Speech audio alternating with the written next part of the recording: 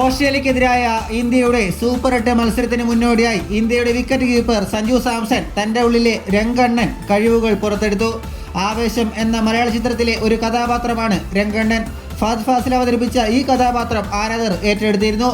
Cinema block buster ഹിറ്റായതോടെ തന്നെ ആ കഥാപാത്രം ഉപയോഗിച്ച ജനപ്രിയ എടാ മോനെ ഡയലോഗ് സോഷ്യൽ മീഡിയയിൽ വൈറലായി.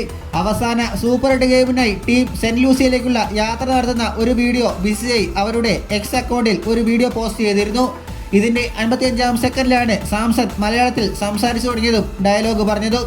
എടാ മോനെ ഹാപ്പി അല്ലേ സാംസൺ പറയുന്നത് വീഡിയോയിൽ കേൾക്കാം. കാര്യങ്ങൾ ഇങ്ങനെയൊക്കെയാണെങ്കിലും സഞ്ജു സാംസന് ടീമിൽ അവസരം കിട്ടുന്നില്ല എന്നത് നിരാശപ്പെടുത്തുന്നു.